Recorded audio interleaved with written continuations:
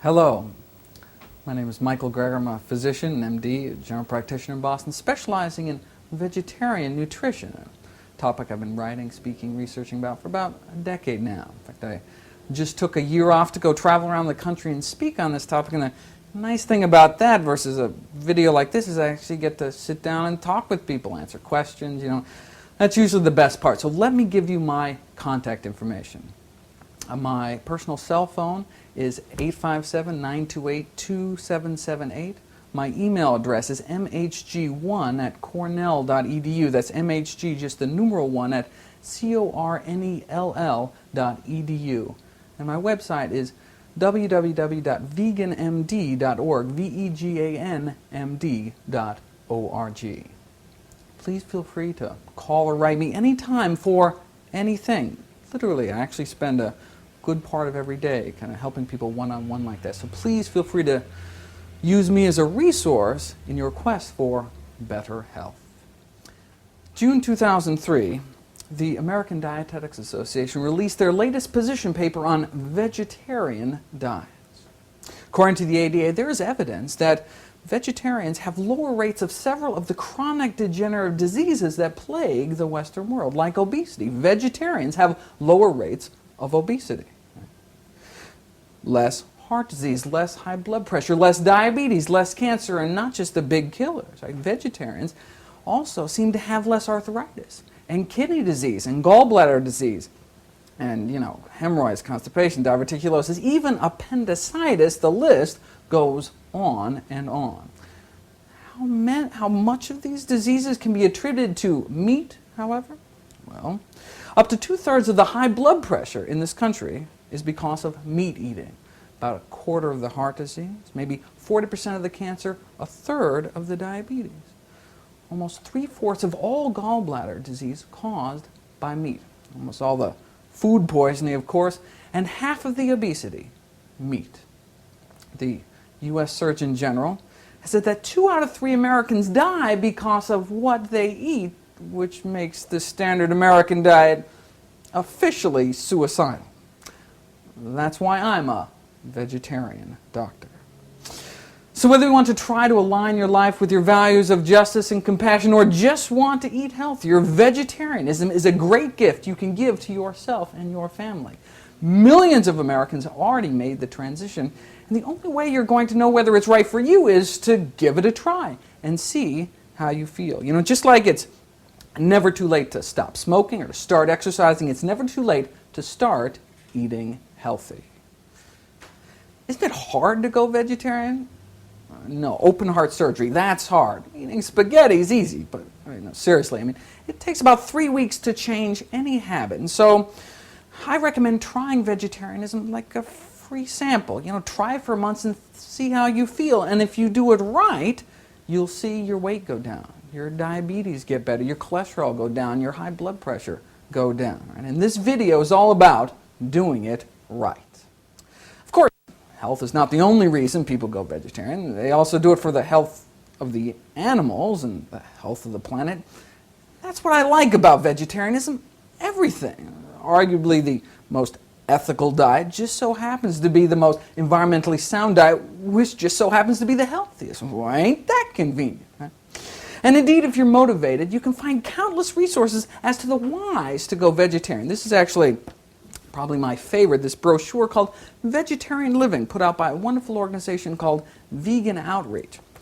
But there's less out there as to the hows to go vegetarian, kind of practical tips on making the transition, and that's what I'd like to spend time on here. There are a few resources.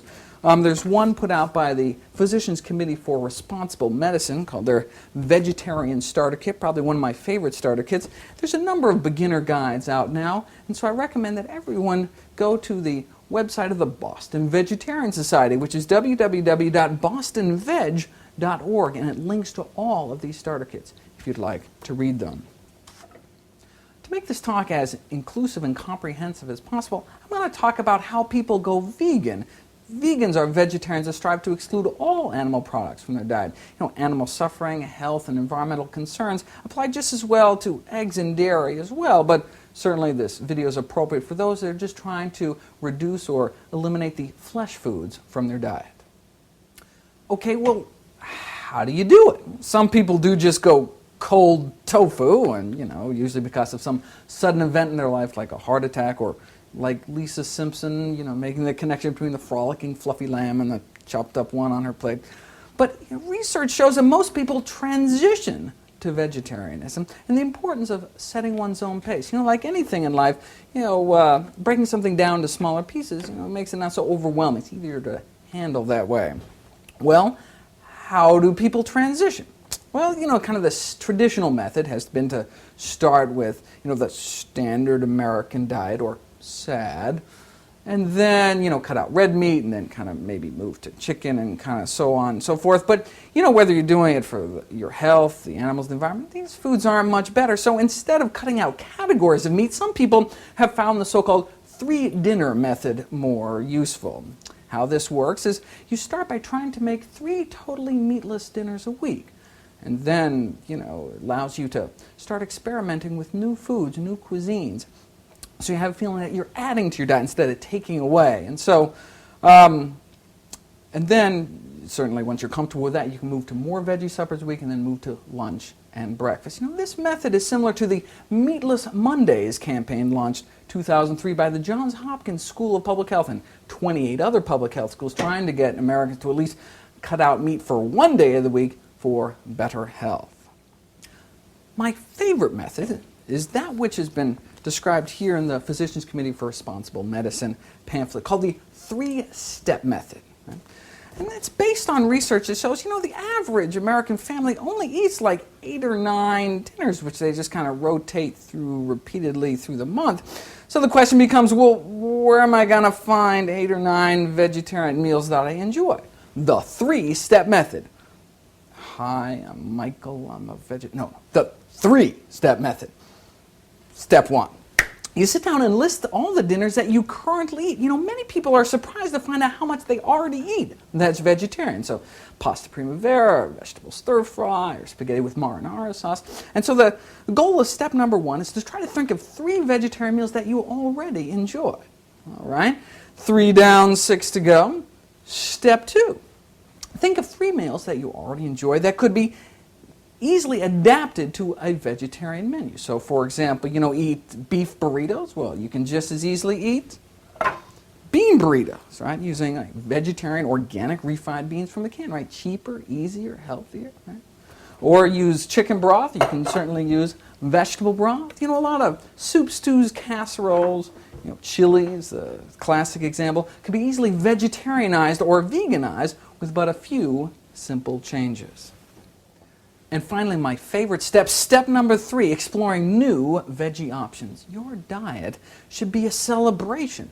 There are literally hundreds of vegetarian cookbooks out there. If you actually want to buy one, my favorite one is this, called The Compassionate Cook. The reason I love this one so much is because it doesn't have any weird ingredients. Everything's really easy to make. Almost everything I've tried in it is just awesome. But no reason to spend a penny. Go to your local public library, and odds are there'll be not just shelves of cookbooks, but shelves of vegetarian cookbooks. Interestingly, most vegetarians actually report more variety in their diet than they ever had as a meat eater. They feel like they're having a better variety, eating more creative, things than they ever had on a non-vegetarian diet. So grab a few cookbooks, start experimenting, go online, find some recipes, until you can find 3 vegetarian meals that you can enjoy and prepare easily. And then just like that, with a few simple changes, you've got your 9 dinners and you're off. Moving to breakfast and lunch can be easy. I can show you how. Normally when I give this presentation, I pass out little slips of paper to everyone, have them fill out, what they regularly have for breakfast, lunch, and dinner, and then we kind of make a sample menu out of it. But these are some of the things that, traveling across the country people say. So for breakfast they're having bacon, sausage, bagel, some cereal.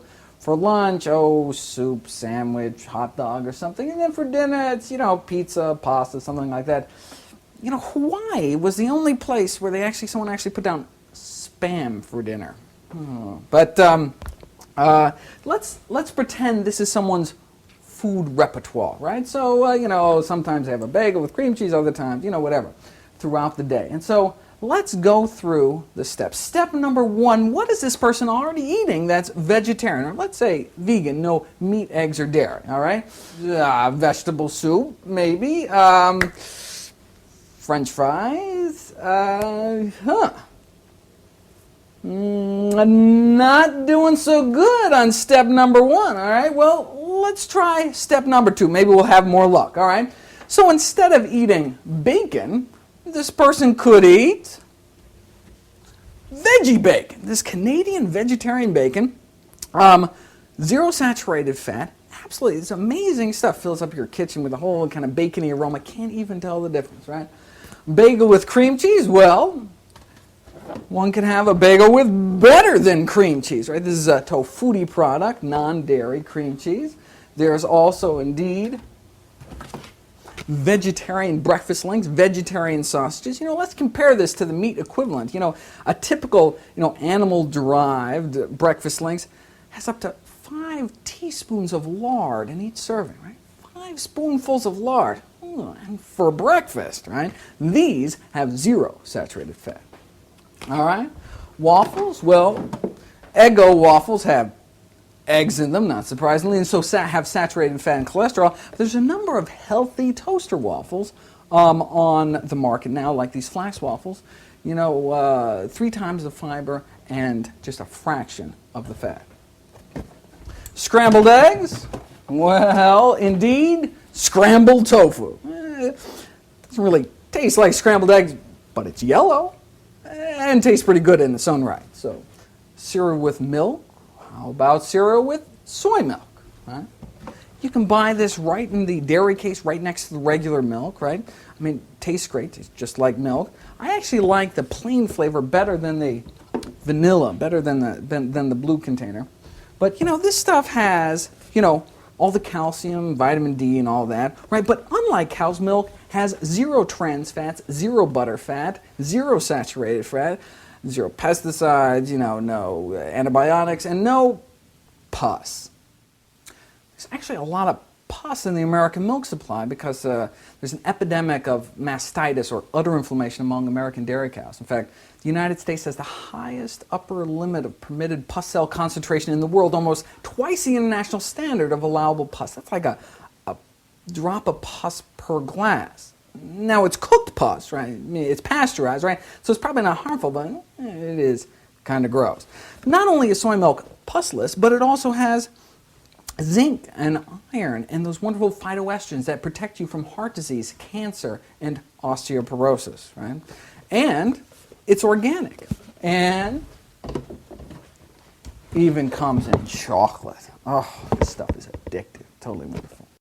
You can also buy these so-called aseptic containers of soy milk. So this, you won't find this in the dairy case. You can find this right on the shelf. You can keep these unopened for a year on your shelf, unrefrigerated, no preservatives again, but again, can be very convenient. Right?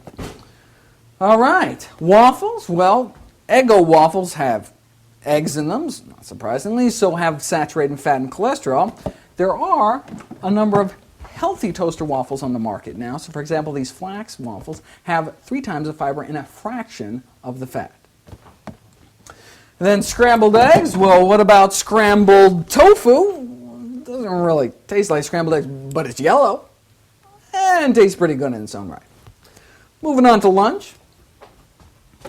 Well, if you can make soy milk, then you can make soy yogurt, right? This is actually my favorite brand, whole soy. And again, half the calories, half the fat, 0 saturated fat, no butter fat, no trans fats, unlike the cow's milk yogurt. In terms of a cold cut sandwich, well, how about veggie ham, veggie bologna, veggie salami, veggie pastrami, veggie turkey, even veggie hickory smoked turkey, right? And for those who like tuna salad sandwiches, there's even a vegetarian tuna called Tuno. Even says on the site, says vegetarian, dolphin, and tuna friendly. I love that. And so you take your eggless mayonnaise, right, some celery and some tuna, and you have your your tuna salad sandwich. Everyone has their favorite brand of veggie dog. I actually like the Yves, Y-V-E-S brand, right? These have, zero saturated fat. Compare that to like an Oscar Mayer beef frank, which have 3 teaspoons of tallow or beef fat in every single serving, right? These have zero saturated fat. And then veggie burgers. Actually, my favorite veggie burger is actually these Boca burgers, right? Zero fat, zero cholesterol, compared to, for example, a regular beef patty, which has 8 teaspoons of tallow per every patty. This has zero fat. All right. French fries, not particularly healthy, but usually vegetarian. Chicken McNuggets, well, how about chicken-free nuggets? These, actually have it's like fake gristle with like tendons, ligaments, or something. I don't know. But, hey, if you like chicken nuggets, these have 8 times less fat than the nuggets made from chickens. All right, mac and cheese, well, how about mac and cheese? The person, instead of mac and cheese, can eat mac and cheese, right? This is organic, whole grain, 16 times less fat than Kraft macaroni and cheese, and this has zero saturated fat. So for dinner, this person, baked potatoes, fine, but instead of sour cream, how about, and better than sour cream, another non-dairy tofu product. What about Bakos, though? Oh, gotta love Bakos. Well, instead of Bakos, how about Bakos? Bakos have always been totally plant-based, which of course just goes to show how little of the flavor of bacon actually has to do with, lining of a pig's stomach. It's really just the spices. All right, mashed potatoes and gravy. Well, how about, this is actually one of my favorite vegetarian substitution foods, this Hain vegetarian chicken-flavored gravy. Fool all your vegetarian friends. Has this really rich chicken fatty kind of flavor to it. Cheap, fat-free, easy to make, absolutely wonderful. I know what you're thinking, though. No giblets, right? Wrong. Vegetarian giblet gravy. Yes, I don't even know what giblets are, but it's got these like fake little squishy tofu things. I don't know. All right. Spaghetti with pesto. Well, pesto usually has Parmesan cheese in it. There is a non-dairy Parmesan cheese on the market now. It has that same kind of moldy, aged, stinky smell, just like the regular stuff. Oh, I love this stuff. Put it on everything. Spaghetti with meatballs. Well, how about spaghetti with Nate's Meatless Meatballs? Fortunately, they were all sold out at the store, so I don't have a package for you, but NATE''S Meatless Meatballs. I take them to potlucks with me, just microwave them, put toothpicks, have people dip barbecue sauce, Everyone wonders where they came from. I said, no, I didn't bring it because they know I'm vegetarian, but they're ultra meaty tasting, great on spaghetti. Tacos, well, there is veggie ground round on the market, right? Zero fat, right? Compared to like 4 teaspoons of tallow in a serving of even extra lean ground beef. There's even a pre-Mexi flavored ground beef substitute that you can use. You don't even have to add the taco seasonings, right? And, if you look really close, cholesterol-free, preservative-free, fat-free, meat-free, no E. coli, right? I was actually going to bring some, meat products so we can do kind of side-by-side comparisons. Take a chicken leg and I can actually dissect it for you, show you all the tendons and stuff. Don't call it gross anatomy for nothing. But I didn't want to drip any of the chicken juice on anything, kind of contaminate the kitchen, right? Chickens don't have juice, right? That's what's in that package is like blood and fecal soup. Let me do a quick tangent on food safety. According to the Centers for Disease Control, every year 76 million Americans get food poisoning. If you do the math, that's like 1 in 4, right? Remember that 24-hour flu you had last year? Well, there's no such thing as a 24-hour flu. You got food poisoning. Today's food safety lottery, we Americans have about a 1 in 840 chance of being hospitalized and about 1 in 55,000 that we Americans will die every year from foodborne illness. It happens in our restaurants. Thousands of Americans go out to eat and kind of don't come back. It happens in our schools, tragically. The cases of food poisoning among American school children is increasing at a rate of about 10% every year, according to a recent congressional report. And it happens in our homes. Year after year, for example, USDA surveys show that 9 out of 10 Thanksgiving turkeys are contaminated with Campylobacter, the most common bacterial cause of food poisoning. And 75% of those birds are contaminated with two or more foodborne illnesses, most often salmonella is the second one, and salmonella is growing dangerously resistant to 5 major classes of antibiotics. Of course, there's still that jack-in-the-box E. coli 015787. In summer 2002, ConAgra recalled 19 million pounds of beef in the United States, the second biggest beef recall in history. My question is, where's the outrage? If 19 million pounds of beef distributed to half the country were infected with the deadly strain of E. coli by terrorists, we'd be going nuts, right? But when it's one of the most powerful corporations in the U.S., ConAgra, it is just business as usual. Consumers barely twitch when the corporate machine that controls our food supply ships out another load of meat tainted with feces. These are fecal pathogens. We've come to expect it. We Americans actually blame ourselves for not sterilizing our meat thermometers every time we check to see if our fecal contaminants are done, every time we don't cook the shit out of it, literally. There's no reason that anyone should get E. coli poisoning. It is strictly a byproduct of our intensive factory farming methods now. Ask yourself, is it reasonable that if a consumer undercooks a hamburger, their 3-year-old dies? Is that reasonable? The meat industry evidently seems to think so, right? Undercook this, and maybe it won't be hot all the way through, right? Undercook regular ground beef, and your kid could die. It is as simple and horrible as that, right? And even if you do cook it all the way through, you're still feeding your family feces, all right? It's cooked feces, like the cooked pus, but still, right? Yet another reason why I decided to only eat things that didn't have bowel movements. Okay, where were we? Sorry about that. Tacos, right? So we got our veggie ground beef. Well, certainly we have the sour cream as well. There's a number of non-dairy cheeses on the market as well that you can grate onto your tacos. Pepperoni pizza? Well, I usually just order kind of a cheeseless pizza with lots of vegetables on top and then put this on top, these veggie pizza pepperoni, right? It tastes amazing. You eat them right out of the package, right? Every single itty slice of regular pepperoni has a gram of lard in it, right? This is fat-free. Steak fajitas, well, there's a new product out now, these steak-style strips, these seasoned veggie strips, actually have this really kind of sirloin-y taste. I think it'd be great for fajitas, or you can just have veggie fajitas.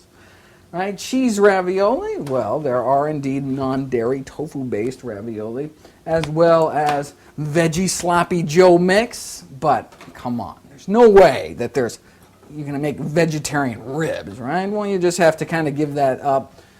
Actually, and again, they were sold out. You can actually go to the frozen, food department of, big natural food stores, and you can actually find these veggie ribs that actually are quite ribby tasting.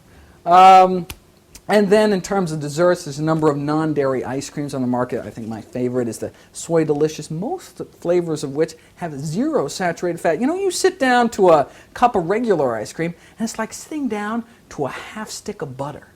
Imagine chewing a half stick of butter, right? This, 0 saturated fat. And there's, non-dairy ice cream sandwiches and non-dairy fudge bars, And my Hawaiian vegetarian audiences were very happy to find out that there is indeed vegetarian Spam called Wham, if you can believe it. The bottom line, the reason I went through all that is because it's now easier than ever before to start eating healthy, to go vegetarian, especially now with these big natural food stores now, but even normal grocery stores now have a range of ready-to-eat vegetarian foods. In terms of eating out, there's more and more vegetarian restaurants these days, but even non-vegetarian restaurants tend to have veggie options these days, particularly cuisines from other countries like Chinese, Mexican, Middle Eastern, Ethiopian, Indian, Thai. Restaurants all offer usually a good variety of vegetarian options. There's even healthier fast food now. Burger King now has a veggie burger made out of brown rice and oats, right?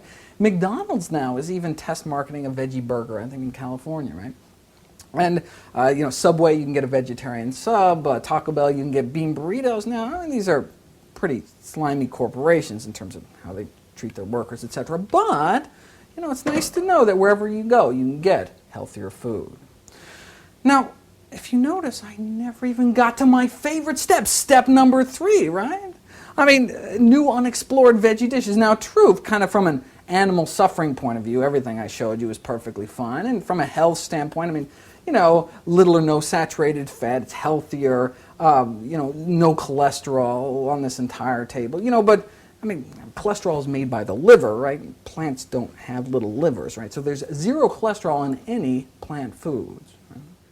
But there are cheaper, healthier ways to eat without so much kind of wasteful packaging. I mean, look at this, the French fries, right? Yeah, vegetarian, but not healthy, right? Even this, of all things, right? Even says all vegetable, right?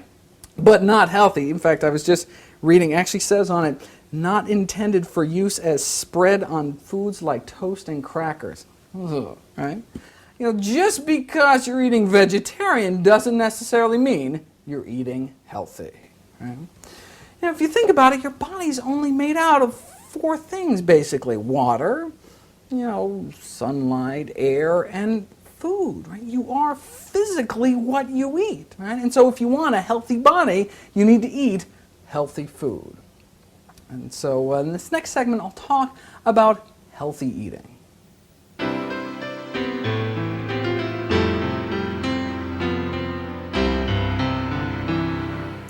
Number one reason people go vegetarian is for their health. In fact, in the United States, people go vegetarian for health more than all other reasons combined.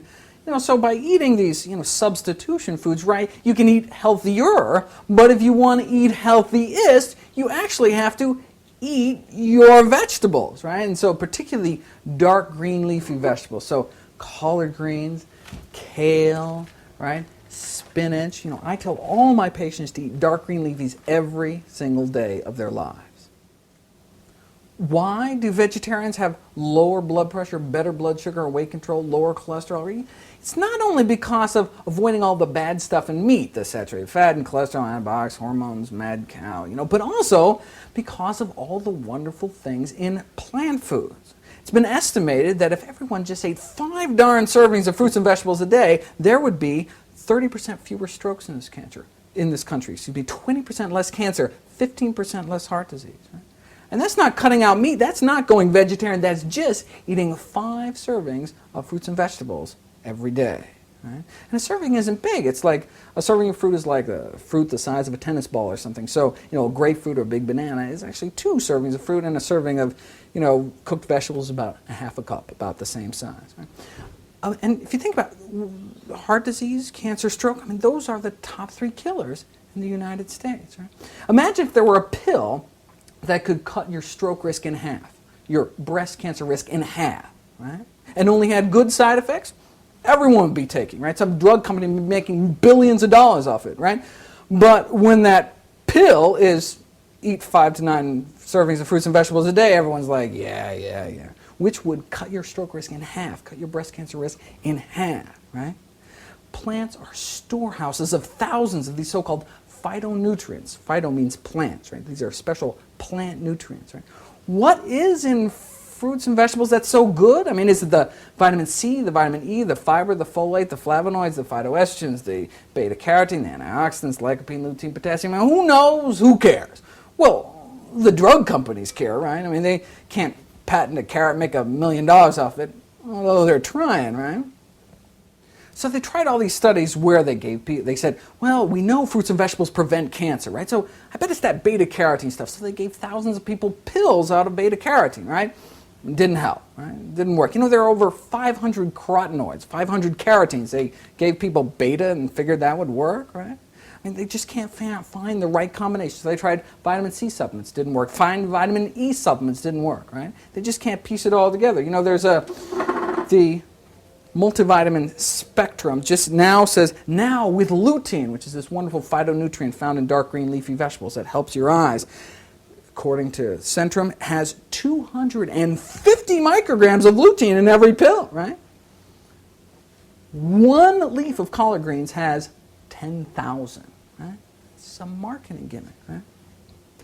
So, meanwhile, all along, while the drug companies are trying to cram this all in a pill, we've known all along that fruits and veggies work. I mean, they are absolutely magic, right? That doctors should be prescribing them, right? They're cheap, right? Doctors should be whipping out their prescription pads, right? And writing broccoli, 1 cup a day, unlimited refill, right? This should be everyone's multivitamin, right? Now, if doctors actually did this, though, they would have to describe all the side effects of such a regimen. Right? Side effects of doing this would include less mouth cancer, less throat cancer, less esophageal cancer, less stomach cancer, less colon cancer, less lung cancer, less breast cancer, less kidney cancer, less bladder cancer, less prostate cancer, less ovarian cancer, less endometrial cancer, and yes, less cervical cancer. That's what you'd have to deal with if you actually did something like that. The same diet that prevents stroke and cancer also prevents heart disease and diverticulosis and helps, protect against dementia, macular degeneration, and emphysema. Just 1.5 servings of fruits and vegetables a day, and you cut your risk of developing cataracts fivefold. 1.5 servings. Absolutely amazing. One of these days, the kale lobby will have a $2 billion advertising budget like McDonald's, and then you'll see some action. What I'm trying to say is that you should pile veggies on, dump veggies on everything. No longer should anyone eat spaghetti with marinara sauce, right? They should eat spaghetti with marinara sauce with lots of vegetables dumped on top, right? Never again just a bean burrito with lots of vegetables stuffed inside. Baked potato, fine, lots of veggies on top, right? Instead of thinking pasta with some vegetables on top, you should be thinking vegetables. And oh, look, there's some pasta in there, right? Or, stir-fried veggies on brown rice. No, stir-fried veggies. And oh, there's some brown rice in there. The World Health Organization blames low fruit and vegetable consumption on literally millions of deaths every year. You should eat fruits and vegetables as if your life depends on it, because guess what? It does. And it takes more than 1 apple a day to keep the doctor away. The National Cancer Institute just bumped up the recommended minimum number of fruits and vegetables from 5 to 9 a day, right? Thought you weren't doing so good before, now you're really behind, right? And why haven't you heard this? That is 9 a day now? Well, the federal government spends about $10 million every year to teach Americans about healthy eating, right? That's how, a candy corporation spends twice that just releasing a new candy bar. Right? That's what McDonald's spends every 2 days on advertising, right? So don't expect to hear about it anytime soon. Right? But why hasn't your doctor told you about it, though? Well, odds are your doctor was never taught any of this, right, in medical school. Right? Less than a quarter of medical schools have a single course in nutrition. Right? Out of the thousands of hours of clinical instruction your doctor got, maybe 3 hours were nutrition. There's actually a study in the American Journal of Clinical Nutrition, which was this pitted doctors against patients head-to-head in a test of nutrition knowledge, and guess who won? The patients, right? A person off the street knows more about nutrition, basic nutrition, than doctors, right? Yet people still wanted, healthy eating advice from their doctors, and what their doctor is telling them is killing them, right? It wasn't too long ago that doctors were, telling pregnant women to smoke cigarettes, right? Until your doctor learns more about nutrition, they're advising you about your diet is like physician-assisted suicide. Now, are there some fruits and vegetables that are better than others? Yes. Tufts University did a study of 40 common fruits and vegetables and measured their total antioxidant potential. Antioxidants are what protects us against aging and cancer and heart disease and Alzheimer's and all that bad stuff. So the number one most powerful antioxidant fruit? Blueberries. Right? Let's go through the top 5. Blueberries, right? Blackberries, strawberries, raspberries, and plums. Right? The vegetable that won the heavyweight title for champion antioxidant of the world was kale. Let's go through the top 5. Kale and spinach were first 1 and 2. Again, gotta love those dark green leafies, right? And then Brussels sprouts, alfalfa sprouts, and broccoli. Right? So the best vegetables are the dark green leafy ones like collard greens and kale and spinach. The cruciferous vegetables like broccoli, cabbage, Brussels sprouts, bok choy, and the deep yellow or orange vegetables like pumpkins, carrots, sweet potatoes. In the fruit department, other than those wonderful berries, citrus has these wonderful anti-tumor, anti-inflammatory flavonoids with original names like tangerine, or lemonoids like limonene. Right? These antioxidant scientists don't strike me as a real creative bunch. Right? And many of these citrus flavonoids, these wonderful flavonoids, are found in the white or pulp of the fruit, so it's much better to eat a whole orange than it is to just drink orange juice. And deep yellow or orange fruits like cantaloupes, apricots, mangoes also are particularly healthy.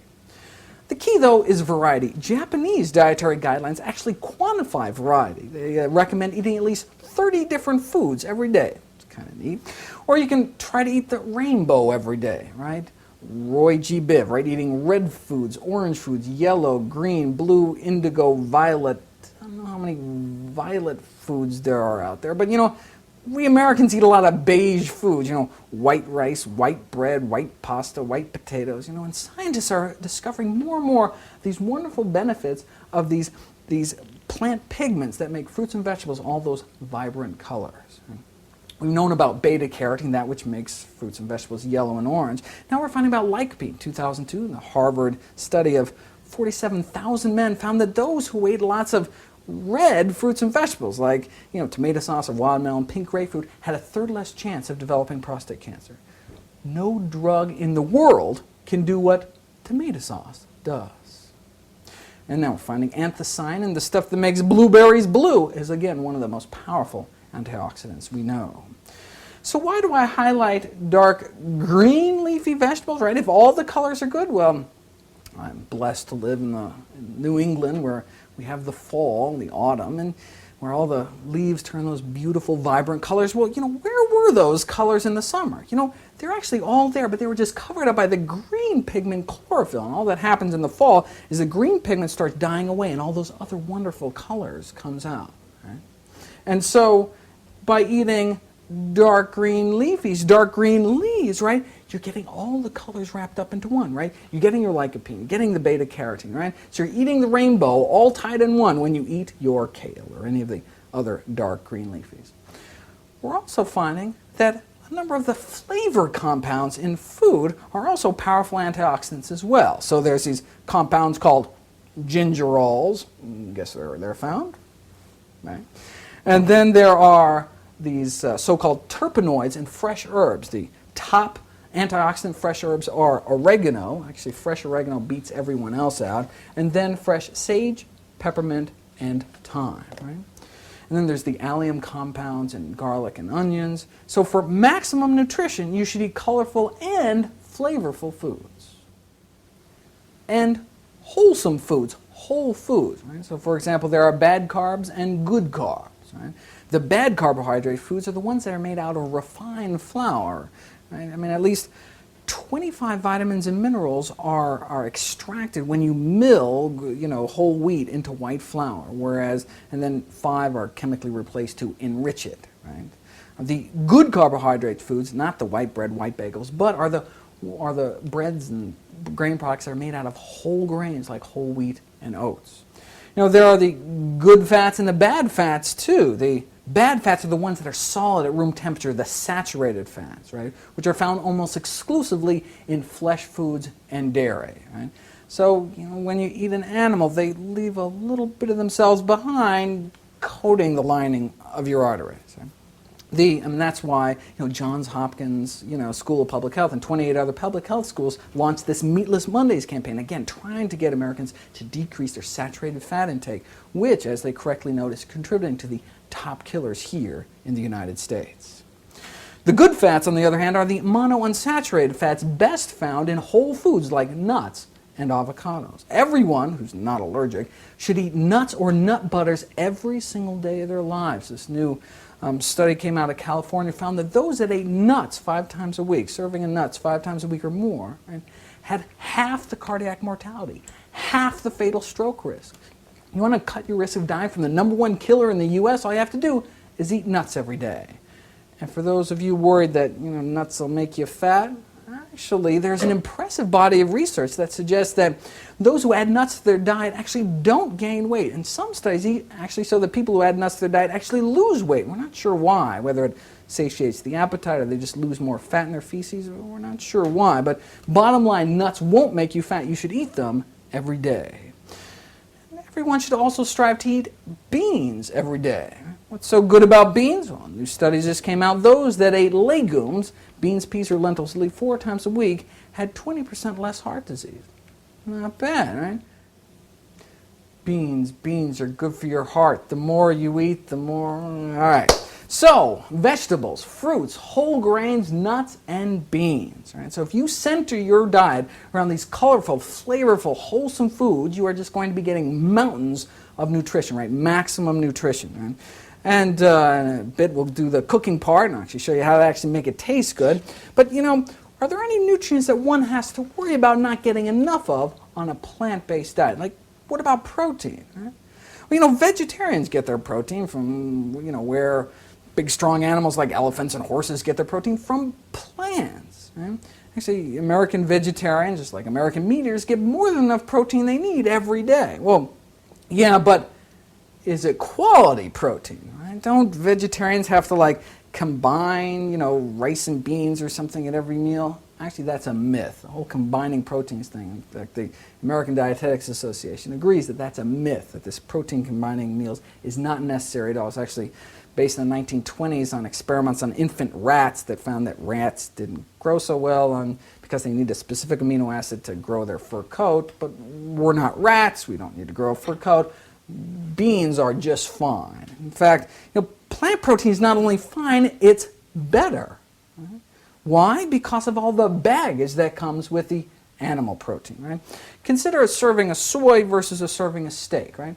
Same amount of protein, same quality protein, right? But the steak has 5 times more calories and 16 grams of that artery-clogging saturated fat, right? Meanwhile, the soy is chock full of those wonderful phytonutrients like the isoflavones, these phytoestrogens, that protect your heart against heart disease, protect your bones against osteoporosis, and protect you against certain cancers, right? Whereas the meat may harm your heart, harm your bones, and contribute to cancer. Right? There's absolutely no nutrient, no mineral, vitamin, protein, amino acid that's exclusively found in meat.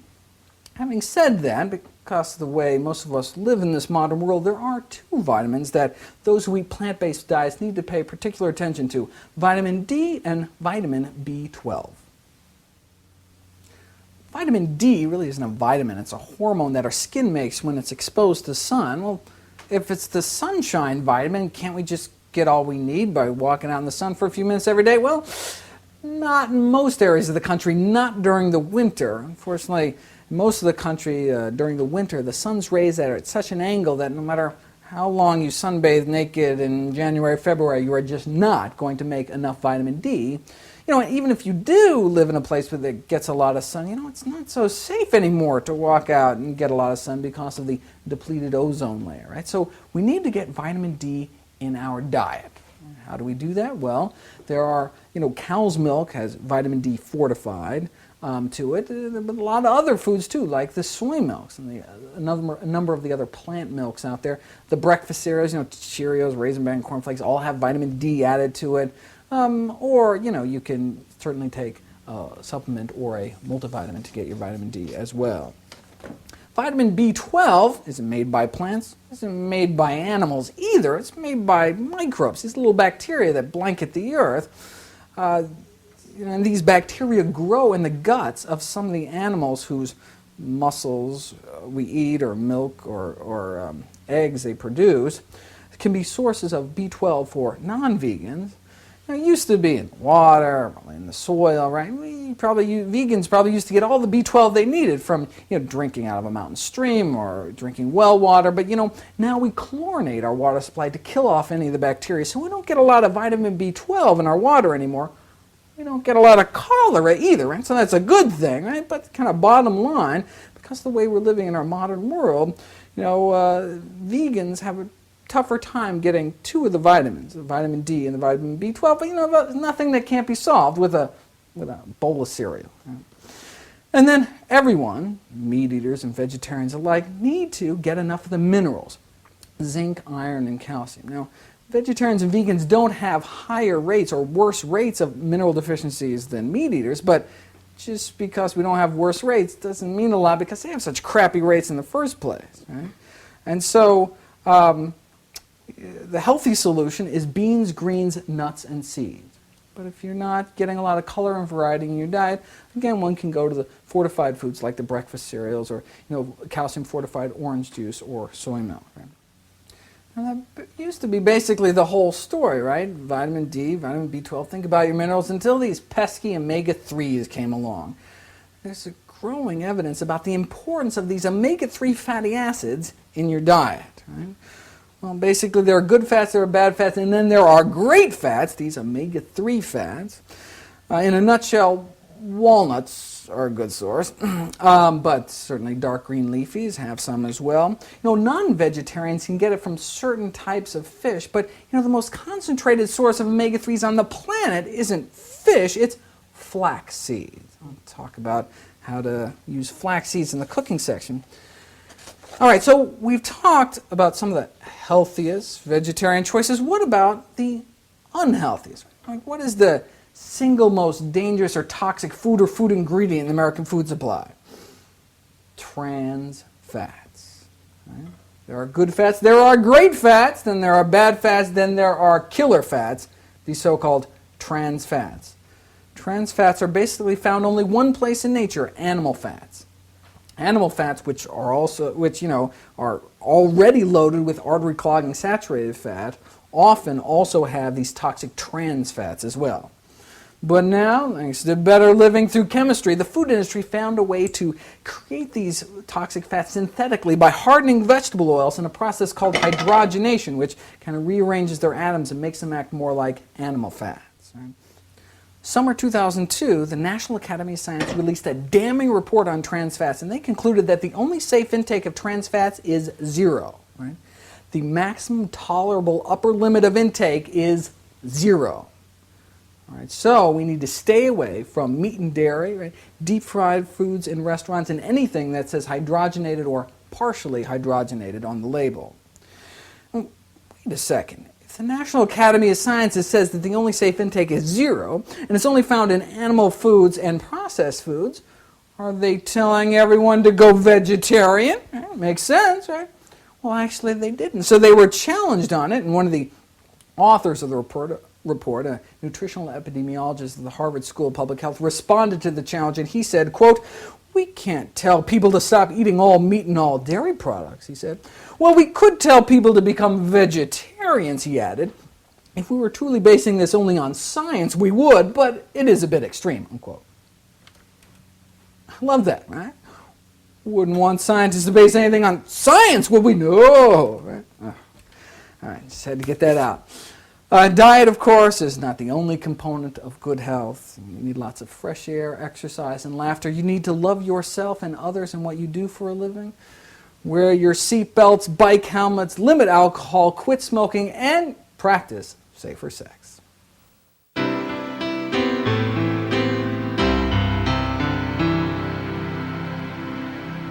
All right, it's time to start making some of these colorful, flavorful, wholesome foods. Shall we? I mean, it's one thing to tell everyone to eat their dark green leafies. But, what are you supposed to do? Oh, it tastes like grass.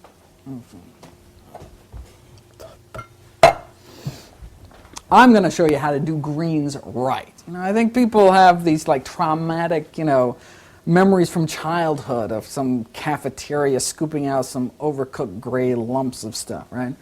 And if you're thinking, oh, I hate cooking, or I love cooking, but who has the time? Everything we're going to make is easy, simple, yummy. All right, let's start with breakfast. Less than half of America eats what truly is the most important meal of the day. Kids who eat breakfast have better test scores, better verbal fluency, better eye-hand coordination. And breakfast ain't just for kids anymore. Eating a healthy breakfast has been shown to improve mental performance, physical performance, memory, concentration, learning, right? And your cholesterol and maybe even your waistline. If you don't eat anything in the morning, your body's like, oh, maybe there's no food or there's a famine or something, and slows down and stops and slows the burning of calories to conserve its energy, right? But by breaking that fast in the morning, break fast, You tell your body, lots of food, nothing to see here, move along, burn away, right? And you boost your metabolism and you boost your energy level.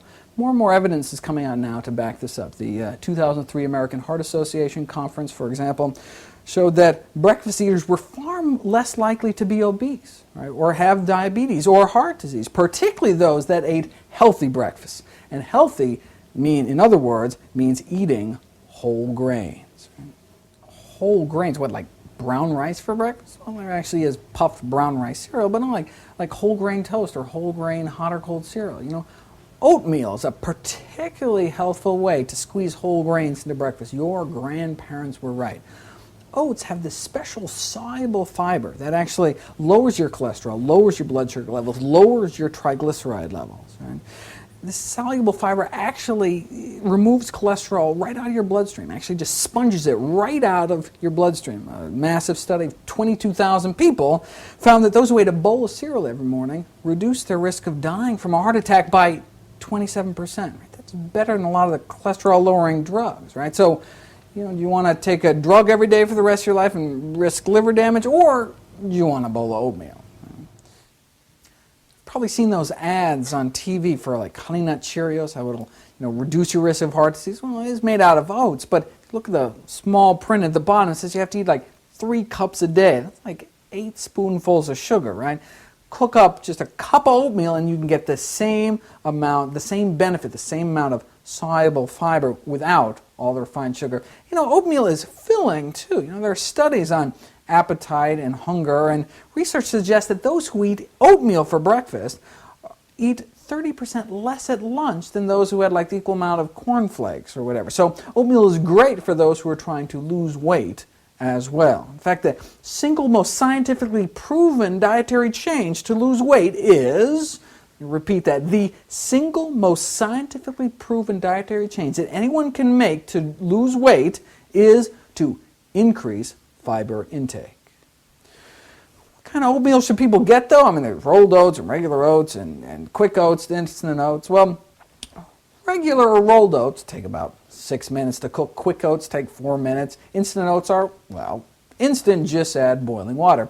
Nutritionally, they're identical. Instant oats is just chopped up little flakes of regular oats, and so they just cook faster. It's like buying angel hair spaghetti instead of regular spaghetti, just because it cooks quicker. It's still spaghetti, still the same stuff. Same thing with quick oats versus regular oats. Well, then why would anyone sit there and kind of stir oatmeal on the stove? What's the downside of the instant oats? Really, it's the texture. Instant oatmeal can be a little mushy, and you lose out on that chewier texture of slower cooked oats. But hey, if you like the instant, then go for it. What could be more convenient? You take a mug of instant oats with you, and at work, you can use the little red lever on the coffee machine, get instant boiling water, walk into any mini mart and any gas station, do the same thing, right?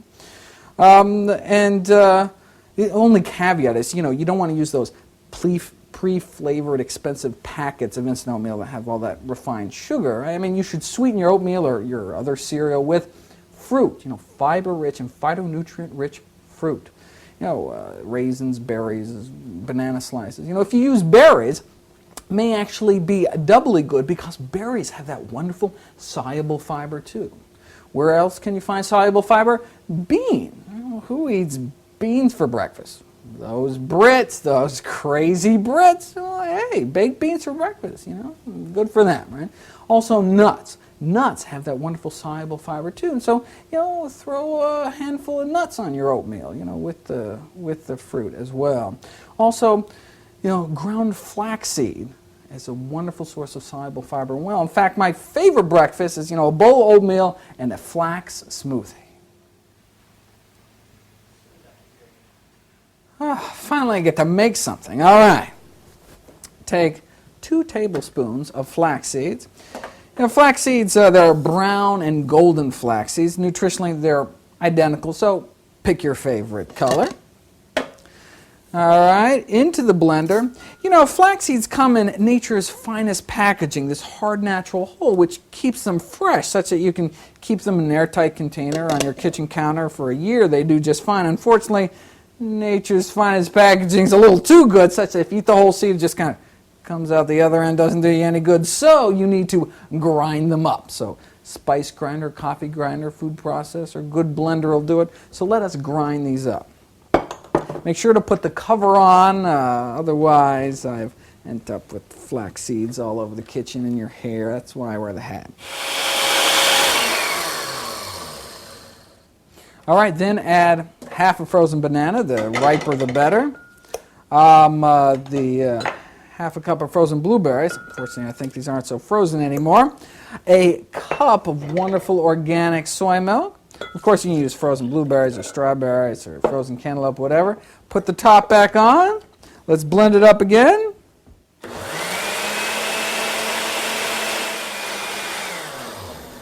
All right, look at that beautiful, gorgeous color. Oh, tastes gorgeous too. Flax seeds have this real binding quality, such that you can get these really thick, milkshaky smoothies. In fact, flax has such an incredible binding quality that you can actually use ground flax seeds to replace eggs in baking. You take 1 tablespoon of flax seeds, throw it in your blender, grind it up, then add 3 tablespoons of water, right, and then just blend that up for a few seconds till it gets all kind of gooey, and that replaces 1 egg in baking. So in your muffin mix or, pancake recipes, whatever, if it calls for an egg, you can use that instead. You can also just kind of whisk it up. You can take a tablespoon of ground flax seeds. You can actually buy pre-ground flax seeds. You get these bags of flax meal in the grocery store. And so a tablespoon of that, 3 tablespoons of water, and you can just whisk it up. Arm gets a little tired, but it's good exercise, till it's all kind of gooey and mucusy, and that replaces 1 egg in baking. So instead of adding saturated fat and cholesterol to your recipes, right, you're adding anti-cholesterol, right? That cholesterol sponging soluble fiber, and you don't have to worry about, contaminating your workspace with salmonella either. In fact, that's actually the preferred egg replacer of my favorite vegan cookbook author, Joanne Stepanek, if I can give away her secrets here. Flax seeds are one of the world's original health foods, widely prized for its healing properties throughout history. Hippocrates used flax seeds as one of his original medicines. Mahatma Gandhi was right, and when he said, wherever flax seeds become a regular food item among the people, there will be better health. He actually did say that. In fact, Dr. Andrew Weil, the big alternative medicine guru, has stated that if you can only make one change to your diet, if you can just do one thing to your diet, it should be to add flax seeds to your diet. You can find it in the bulk section of your natural food store for about 99 cents a pound, and a pound will last you for months. For convenience, again, there's the flax meal that you can buy pre-ground. How much of this stuff do you actually have to eat? Well, I recommend that everyone eat 2 tablespoons of ground flax seeds every day of their lives until they die. Right? This light nutty powder, you can just sprinkle it on anything. These seeds are little nutrition powerhouses, right? Not only are they the world's richest source of omega-3s, right? They're also the world's richest source of boron. What do you need boron for? Well, boron is actually important for optimum bone health. They're also the single world's richest source of lignans. Okay, I give up. What are lignans? There are 2 types of phytoestrogens. There are the isoflavones in soy, and then there are the lignans. People have heard about the isoflavones in soy, but these lignans, the good bacteria in our colon convert the lignans we eat into these powerful antioxidant phytoestrogens that protect us from cancer. In fact, there's a kind of an interesting story behind this. We've known for many years that women who had frequent bladder infections had higher risks of breast cancer later on in life, and it was a big mystery. What's the connection? Till they figured out it was that frequent antibiotic use, wiping out the good bacteria in the gut that was converting the lignans they ate to these powerful anti-cancer agents, right? So by eating flax seeds, ground flax seeds, the world's best source of lignans, you can decrease your risk of getting breast cancer and prostate cancer as well. But remember, the number 1 killer in the U.S. is still heart disease, and that's where these omega-3 fatty acids come in. In many ways, flax is a better source of omega-3s than fish. To spite you for murdering them, fishies load up your body with toxic heavy metals like lead and mercury, PCBs, DDT. In fact, concerns over mental retardation and birth defects has led the EPA and the FDA to recommend that pregnant women and small children limit their intake of fish. Fish are a real disaster from a food safety point of view, can spread everything from hepatitis to cholera. Overfishing is a global environmental disaster, not to mention the poor fishies. So, when a fish-eating woman comes into my office, I've just got to hold up my hand and say, "Just the flax, ma'am." Sorry. But seriously, the holy grail of mercury contaminations was actually recently published. The FDA recommends that pregnant women and small children limit their intake of fish to 2 cans of tuna a week or something. And there's a whole list of fish that they shouldn't be eating at all. And so what these California researchers did was just look at people who ate more than that, more than 2 servings of fish a week, and found that in the blood of 90% of them exceeded the mercury tolerance safety levels. Right? Over 90% of them. Yikes. And mercury is toxic stuff. It can cause fatigue, memory loss. It poisons your heart and increases your risk of a heart attack. In fact, mercury contamination in fish and fish oil may be so extensive it actually cancels out the benefits of the omega-3s. Some studies, for example, recently have shown an increased mortality among fish eaters. So, flax it up. Let's run through a checklist again of what everyone should be getting in their diet every day for maximum nutrition. So, for example, a minimum of 9 servings of fruits and vegetables a day. Let's split that up into 4 servings of fruits, 5 of vegetables. One of those should be dark leafy greens, one of those servings of vegetables. Then, of course, your whole grains, nuts, and beans. There's those 2 vitamins, B12, vitamin D. We need to get our omega-3s every day and keep an eye on the minerals, calcium, iron, and zinc. Meat eater or vegan, these are the things that everyone has to make sure they get enough of every day. So, for example, there are studies that show that even meat eaters aren't getting enough vitamin B12 from meat. So, meat eaters in their 20s, 30s, and 50s, or just a third of them have suboptimal B12 levels. And vitamin D deficiency is rampant. There's an epidemic of vitamin D deficiency in North America. And so, everyone should have this up on their fridge, and check through it every day to make sure they're getting everything they need. Wow, if we're going to fit all this into our day, we better have a good breakfast, right? The more we get in early on, the better chances we have of kind of finishing off these recommendations. Then if you get stuck somewhere, or you're stuck out, then at least you can get some of these out of the way. So, let's look at my kind of oatmeal flax smoothie thing to see how that measures up, all right? Well, so let's say a bowl of oatmeal with a handful of nuts and a handful of raisins and our flax smoothie. So, the oatmeal not only gets us our whole grains, gets us 3 servings of whole grains, just 1 cup of oatmeal cooked up. And then, of course, we got with a handful of nuts and maybe a handful of raisins, because dried fruits are just so concentrated in nutrients. Just a few tablespoons of dried fruit is considered 1 serving of fruit. Then our flax smoothie, well, we got our beans, right, in our soy bean milk, right? We got the half a cup of blueberries is 1 serving of fruit, and a half a banana is another serving of fruit, right? And then, because the soy milk was fortified, I used that silk soy milk, I got half my vitamin B12 for the day, right? I got about a third of my vitamin D requirement for the day. Got our omega-3s, right, in the flax, about a third of the calcium from the soy milk, right? And actually, because the instant oatmeal I was using was fortified as well, I got all my iron for the day and a third of my zinc, as well as about another third of my calcium too, all right? And not that we have to worry about protein, but just this meal is over half my protein needs for the entire day, right? Look how we're doing. I haven't even hardly woken up yet, right?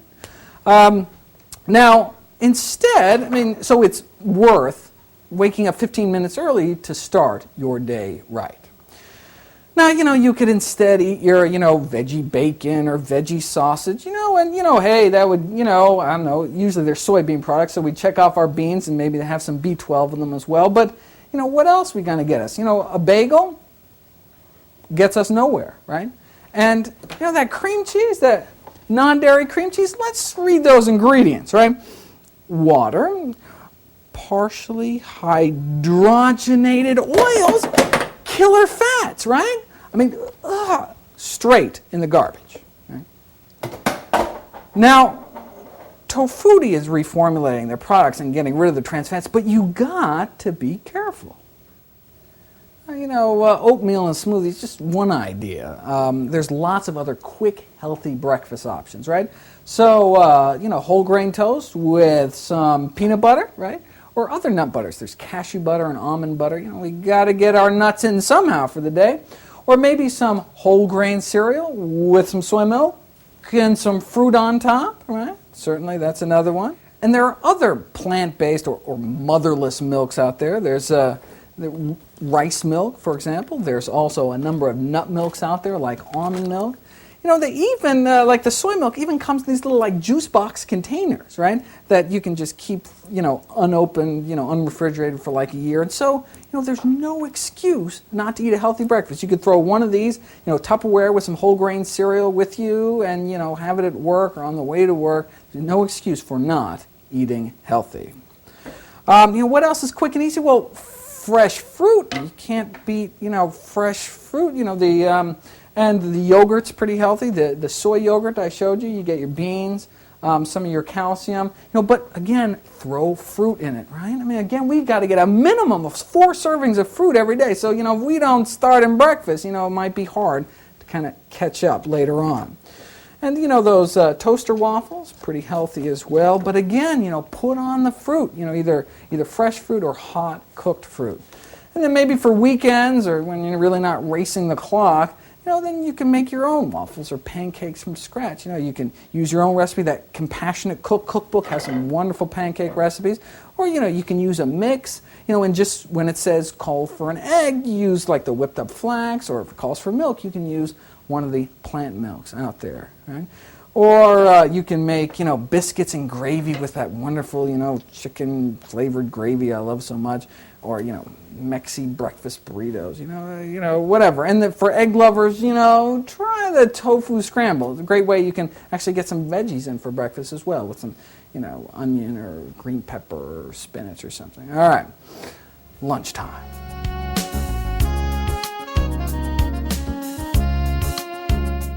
Lunchtime. What should we eat for lunch? Well, if you look over at our checklist, we better start getting some veggies in or our supper is going to be quite a challenge. For lunch, I'm usually thinking soup, salad, or sandwich, something like that. So, there's lots of healthy canned soups these days, and there's lots of instant healthy soup mixes. You can go to your natural food store, and usually in the bulk section, get like an instant split pea soup, or instant curry lentil, or instant black bean, instant veggie chili, something like that. But, in the time it takes to boil the water or to heat up your soup, you can make your own miso soup from scratch. You take 2 cups of water. Turn on the heat here.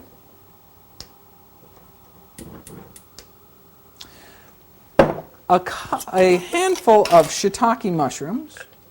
These are actually kind of expensive if you buy them in a conventional store, but you can get them in Asian markets, get big bags. They're usually pretty cheap.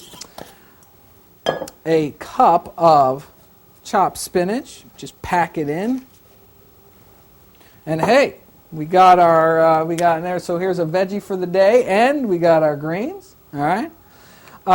Sometimes I put just a drop of toasted sesame oil in for flavor, but it's kind of optional. Now, while this is heating up, let me tell you about shiitakes.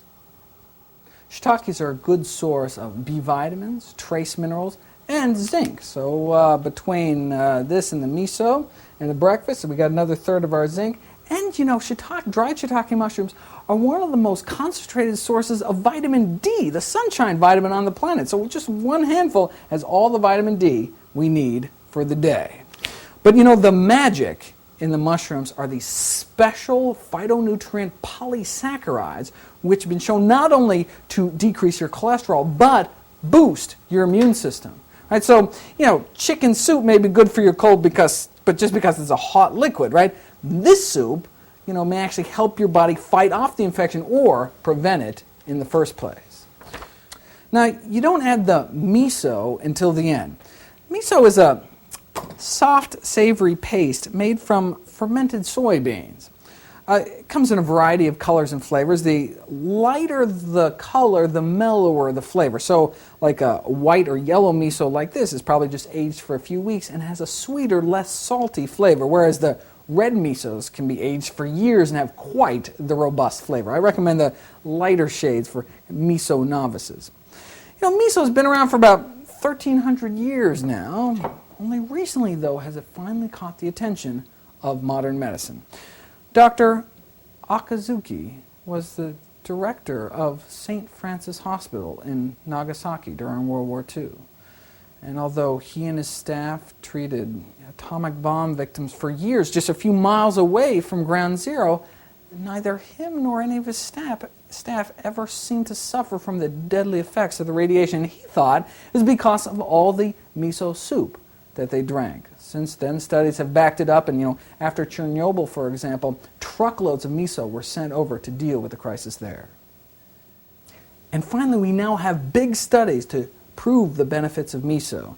One study of 250,000 people found that those who frequently consumed miso had 40% less heart disease, 30% less stroke, 20% less cancer. In fact, one recent survey, June 2003, found that in Japan, women who frequently consume miso had 40% less breast cancer, but 20% less cancer overall, right? No drug or surgery comes close to, I mean, this miso costs a couple bucks and will probably last me for a few months, right? Imagine if there was a pill that could do all that. Imagine how much they charge for that, right? This stuff's amazing, but to look at the nutritional info, you wouldn't know that. I mean, it says, yeah, it's got a little zinc, it's got a little iron, but, what else, right? Well, actually, what they're not listing, right, is they're not listing any of the phytonutrients on there, right? So if you look at nutrition info on the bag of blueberries, right, it's got a few percent of your vitamin A, just a few percent of your vitamin C, iron, right? Is that it? No, right? I mean, compare this to this, for example, right? This has got more vitamin A, more vitamin B, more vitamin D than your blueberries, but what's a healthier food, right? And hey, we wanted vibrant colors, right? Well, hey. But what's a healthier food? Nothing in here, right? Medical science has discovered 1,800 phytonutrients, these special plant nutrients, right? But the 1,800 won't fit on the package, right? I mean, if you actually listed all the wonderful things in plant foods, right, it'd be like Santa's list of nutrients, like flowing out onto the floor. You'd actually, attach a book, to go through all the wonderful things found in plant foods like this. The ground beef would still say, yeah, it's got some zinc, it's got some iron, right? But, I mean, that's the difference between plant foods and animal foods. And miso is a probiotic, meaning it contains good bacteria, right? So it's better to buy the unpasteurized miso found in the refrigerated section of your natural food store or your Asian market instead of like the bags of miso that are just on the shelf, which are pasteurized and kills all the little good critters. And that's why you never want to boil your miso either, right? And so once the water boils, take the pot off the heat, right? And then mix the miso in a separate bowl. So I just skim off some of the hot water. This is so you don't get any lumps in there. Off to the side. I recommend about 2 teaspoons of miso for every cup of water. So we use 2 cups of water. So I have 4 teaspoons of miso in that with the hot water. And then just to get rid of the lumps, whisk that up a bit to a nice paste. And then we're just going to put that paste right back in the soup.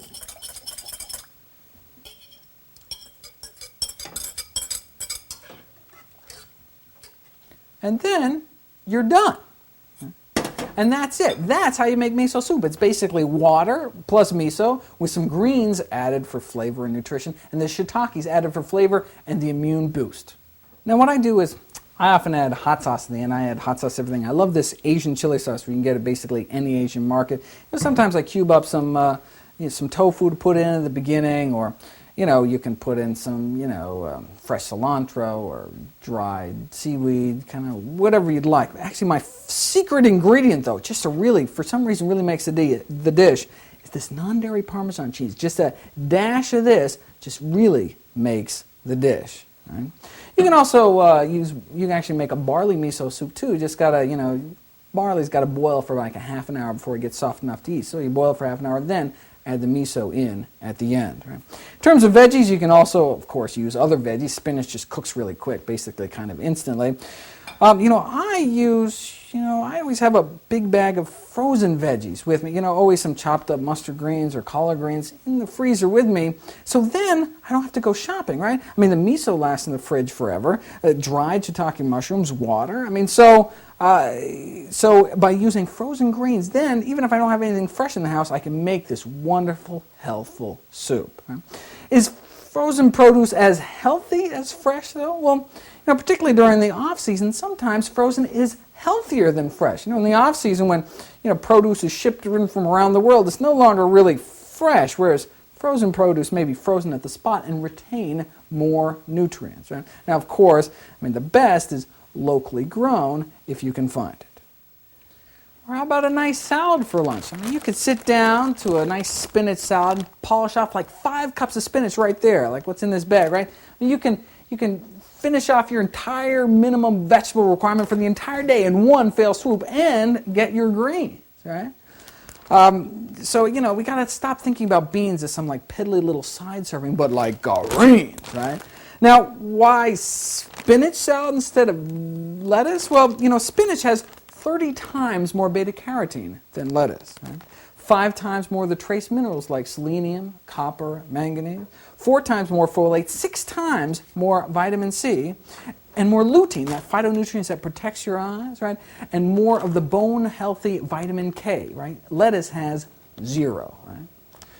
And, so give spinach a chance. I bet you won't even be able to tell the difference. In fact, University of Arkansas researchers actually attempted to trick students into eating healthier by replacing their iceberg lettuce with spinach.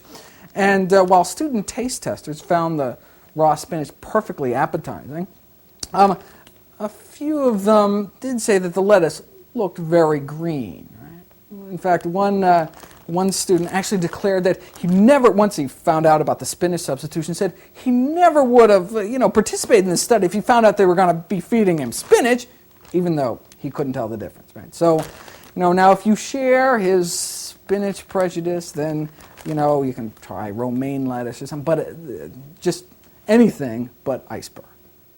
What about organic? Should you buy organic? Yes. Recent review of over 40 studies comparing the nutritional value of organic crops versus conventional crops found that organic foods had significantly higher nutrients, more vitamins, more minerals, more antioxidants, more phytonutrients, right? So yeah, organic is more expensive, but it's also more nutritious, right? And of course, there's the pesticide issue. November 2002, an important study was published. Researchers at the University of Washington were measuring the levels of organophosphate pesticides in the bodies of children. The reason this class of pesticides is so concerning is that they're considered to be neurological toxins, these developmental neurotoxins. And of course, the kids were just swimming with the stuff. But to their amazement, they found this one kid whose levels were 0. And so they did a little digging and found out that kid was being raised on an organic diet. So they took kids that were raised primarily organic compared to those raised on primarily conventional foods, and of course found that the organic kids had much lower levels of pesticides in their body.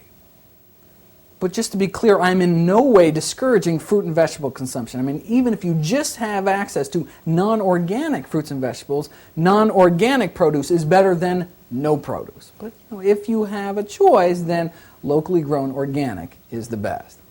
And then, you can top your salad with, a can of beans or chickpeas or some other veggies like broccoli or, some toasted walnuts. If you've never tried toasting walnuts, you are in for a treat. The food manufacturers can't sell toasted walnuts because they basically have no shelf life. But what you do is you take raw organic walnuts in a single layer on a baking tray like in a toaster oven in a 350 degrees preheated oven for 5 minutes till they're golden brown. Not brown, but golden brown. And it really brings out the flavor and aroma of walnuts. So, throw those on your salad. Or if you haven't had your flax smoothie for the morning, you can, sprinkle on some ground flax and basically whatever you're eating, Bacos or the Parmesan cheese, whatever. But what about a dressing? Well, you can certainly buy one, but I think you can make a healthier, cheaper, tastier dressing yourself. This is where silken tofu comes in. Silken or Japanese tofu comes in these little aseptic packages such that, again, you can keep these, store them for a year on your shelf, no refrigeration necessary, unopened, so they're very convenient, and have this really kind of silky, velvety texture, so it makes it great for sauces and dressing. So let me show you my favorite dressing, a lemon tahini dressing. So you take a box of the silken tofu, there's about 12 ounces, right? Add a quarter cup of tahini. Tahini is a sesame seed paste, basically peanut butter, but instead of peanut butter, it's sesame seeds. Then add about a quarter cup of fresh lemon juice. This is about the amount of lemon juice found in 2 lemons. All right? 2 tablespoons of apple cider vinegar. 1 clove of garlic chopped up. 2 teaspoons of a nice mellow miso. 2 teaspoons of a sweetener, I just use sugar, and a half teaspoon of dried dill. And let us blend that up.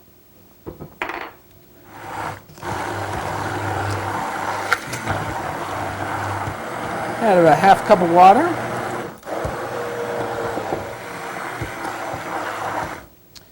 If you thought, oh, I could never eat a whole bag of spinach, you haven't tried my dressing.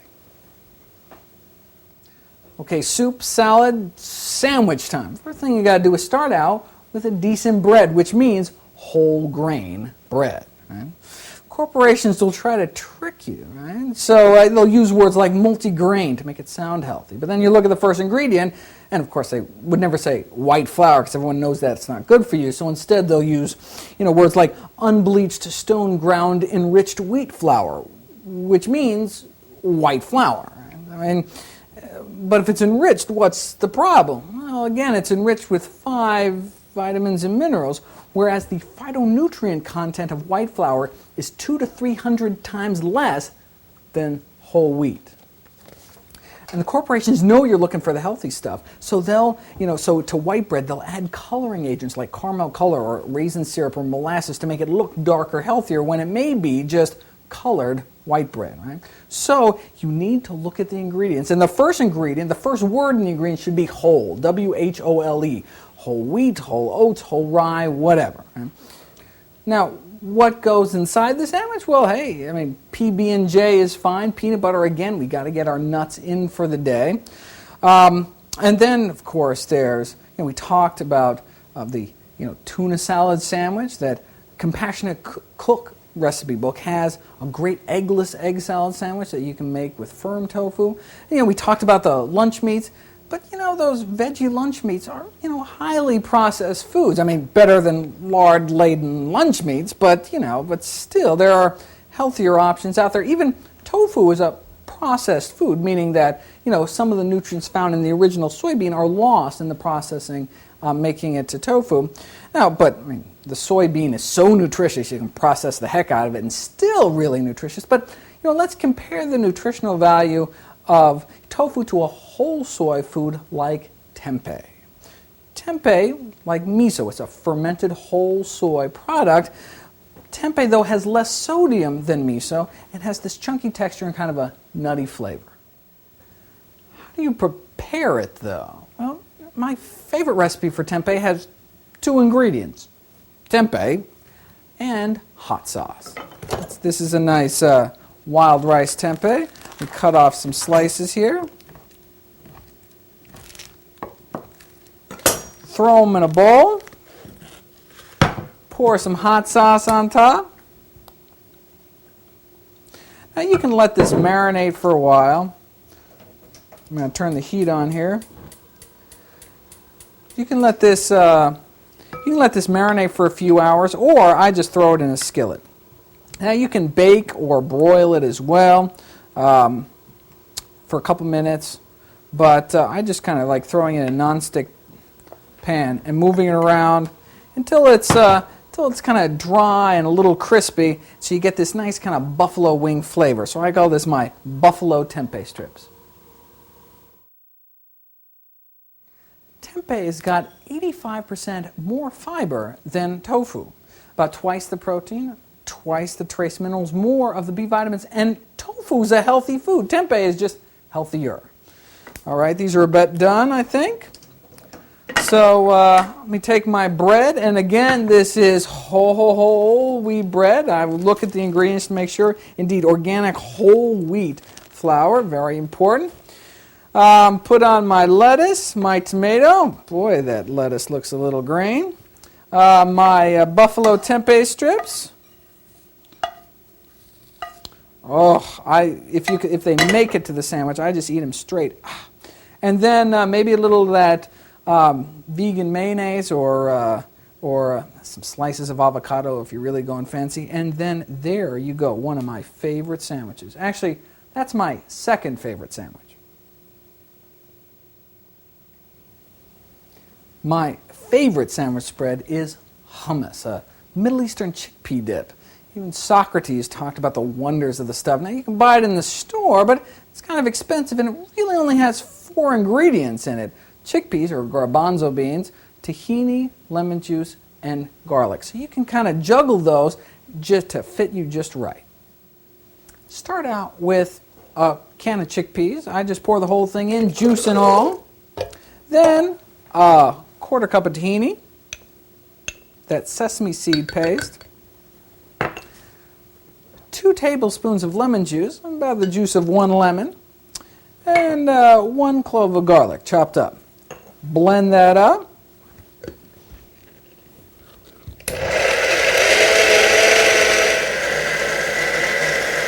One of the only ways to check to see if it's done is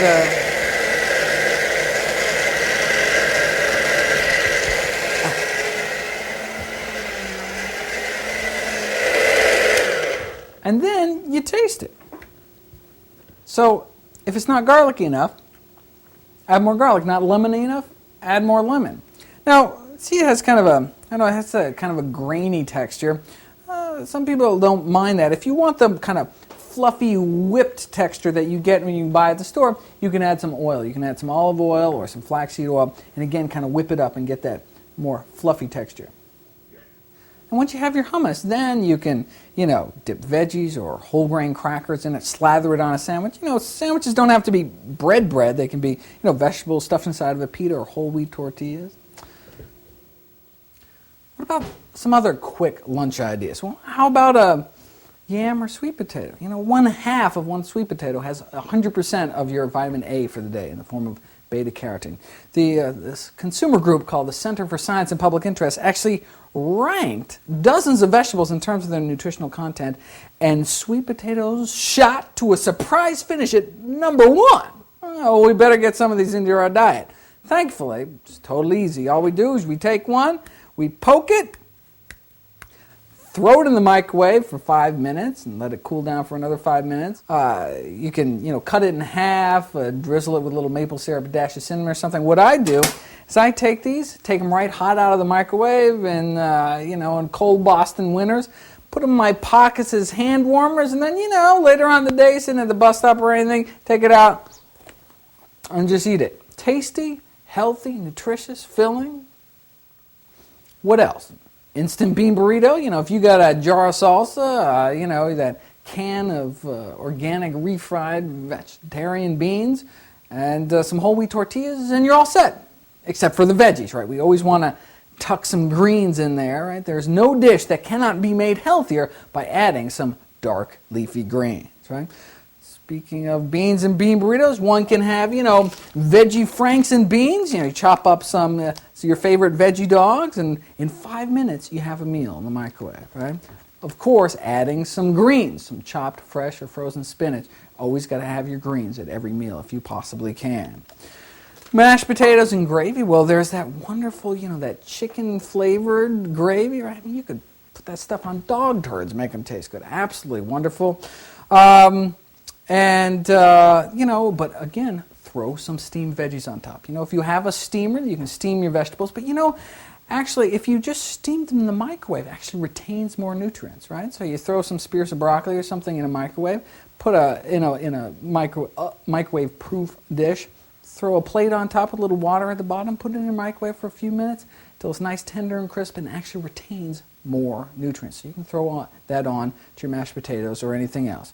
Or how about spaghetti for lunch? But does it have to be whole wheat spaghetti? Isn't that kind of grainy and gross? Well, actually, I don't like promoting brands, but there actually is this one brand that does seem to do it right. I don't even know how you pronounce it. Bionature, Bionature. But they make this whole wheat pasta that isn't grainy. I mean, it tastes like regular pasta, but again, has so much more phytonutrients in it, right? Then you take this, a jar of sauce, you have some frozen veggies. Again, you don't have to skimp on healthy eating just because you haven't gone shopping. You can have all these things always available for you at all times. Maybe some, the meatballs, a little, the Parmesan on top. All right, before we hit supper, what about healthy snacks? Healthy snacks may seem a contradiction in terms, but it really isn't. For example, what could be more convenient than, fresh fruits or veggies, right? Nature's original fast food, a banana or an orange. It even comes conveniently packaged in a, biodegradable container, right? Or, grapes, berries, cherries, cherry tomatoes, nature's perfect finger food, right? And don't forget dried fruits, right? A little box of raisins or, dried apricots or figs or prunes. So fresh fruit, dried fruit, even frozen fruit. You can get these wonderful black cherries, these frozen black cherries. My mom actually told me this, showed me, and you can just suck on them better than popsicles. You can take grapes and freeze them and, suck on them and let them melt. Kids just love them, right? Or in terms of veggies, carrot sticks dipped in hummus or broccoli florets in a little, creamy dip like the dressing we made before. Or, that sweet potato for a snack. The secret to is to have healthy snacks in view and in reach. Right? If you have a bowl of fresh fruit on the table, right, and you're like me, you don't like to see things go bad, then you'll go and you'll eat it. The first thing you should see when you open your fridge is pre-washed, pre-cut, veggies in bags, so that when you have the munchies, you are just surrounded by healthy, nutritious food. If you're in the mood for kind of crispy, crunchy snacks, then roasted or toasted nuts, sunflower seeds, trail mix, or whole grain pretzels or crackers or matzah, or air pop popcorn. You go to the movie theater, and odds are they are popping in saturated fat-laden coconut oil. In fact, a typical large movie popcorn has 80 grams of fat in it, 50 of which are saturated. That's like a half a cup of lard's worth of saturated fat, right? And that's unbuttered, right? Put on that golden flavor, and you're talking about a cup of lard's worth of saturated fat. Don't let your movie ticket be a one-way ticket to an early grave. Air pop your own and bring it with you. Problem with air pop popcorn is then people pour butter on top or something. It's like salads. They take a perfectly wonderful food but then add saturated fat and cholesterol laden dressings on top, right? So my favorite healthy topping for popcorn is nutritional yeast. Nutritional yeast is another nutrition-packed superfood. It is just packed with B vitamins and trace minerals. Nutritional yeast has this kind of nice, pleasant, cheesy taste, which is just great for popcorn. Now, it's pasteurized, so it's inactive yeast, so it's fine for people with yeast intolerance. It's nothing to do with Candida yeast. It's a different family. It is related to brewer's yeast, but without that bitter hops flavor, right? So you get all the nutrition of brewer's yeast, but without that nasty, bitter flavor. I prefer Red Star brand's vegetarian support formula nutritional yeast because it's fortified with B12 and can be a convenient way to get your vitamin B12 for the day. You can get this in bulk at a natural food store. Problem is how to get these dried flakes of nutritional yeast to actually stick to your dry air pop popcorn. Some people do just, spray their popcorn with like a butter-flavored cooking spray or spritz their popcorn with, soy sauce or water in a spray bottle or something, then put on the yeast or, herbs and spices, garlic powder, chili powder, onion soup mix, whatever you want to put on your popcorn. But I actually just like making my own golden flavor by mixing nutritional yeast and warm water. So basically kind of in a 1-to-1 ratio. So I take a tablespoon of nutritional yeast, a tablespoon of warm water, just mix it up and then drizzle that over my popcorn and then put a few more, flakes of yeast on top or some salt. Just fantastic. Now that we just had some salty popcorn, what about healthy beverages, right? Well, the best thing to drink is water. Yeah, drink lots of water.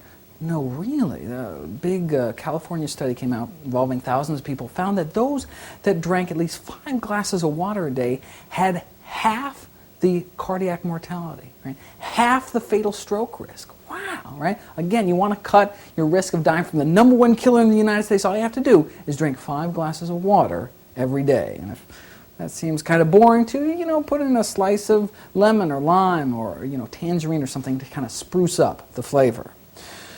Green tea is also a good choice. More and more evidence is accumulating that the flavonoids in green tea may be particularly beneficial. Flavonoids are these wonderful anti-tumor, anti-inflammatory, anti-aging, antioxidant phytonutrients that seem to be concentrated in the plant that they get green tea from. I encourage everyone to drink 2 cups of green tea every day. In fact, let's add it to our checklist.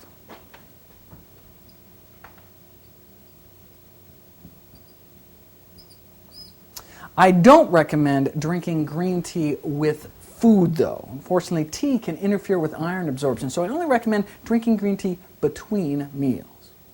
Milk is nature's perfect food for baby cows. A superbly engineered fluid designed to, basically can take a 65-pound calf in a few months turned into a 500-pound cow. So if you need to gain a couple hundred pounds, it's great stuff. But Dr. Benjamin Spock, probably the most esteemed pediatrician of all time, wrote the second best-selling book, second only to the Bible, explicitly does not, in the latest edition, does not recommend giving any milk to children, in fact, to anyone for that matter.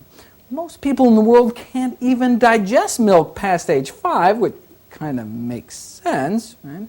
So most Asian Americans, most African Americans, most Native Americans are lactose intolerant and get gassy, bloated, nauseous, or worse when they drink it. Right? Milk is filled with that artery-clogging saturated fat, these allergenic milk proteins, these milk sugars that are indigestible by most people in the world. Herbicides, pesticides, and, well, yes, the pus. The cow's milk has been linked to diabetes, has been linked to asthma, has been linked to arthritis. Look, we don't drink dog's milk, pig's milk, horse's milk. Even adult cows don't drink cow's milk, right? They're weaned, right? Neither should we. Cow milk is for babies, and of course, baby cows. But where will we get our calcium? True, the #1 source of calcium in the American diet is dairy, but the #1 source of artery-clogging saturated fat is also dairy. It's also the #1 food allergy, right? And so it all depends on what kind of baggage you want with your calcium, right? Twinkies have calcium in it, right? But you wouldn't want to eat Twinkies for your calcium, right? You can get your calcium from milk and then get the saturated fat and cholesterol, antibiotics, and pesticides and all that, or you can get your calcium from dark leafy greens, right?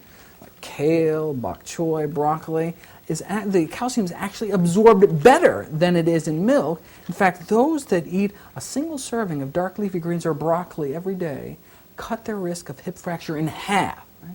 Milk can't say that. In fact, it's even controversial if milk helps bones at all, right? So you can instead, with your calcium and dark leafy greens, get the fiber and the folate and the iron and the antioxidants all without the pus.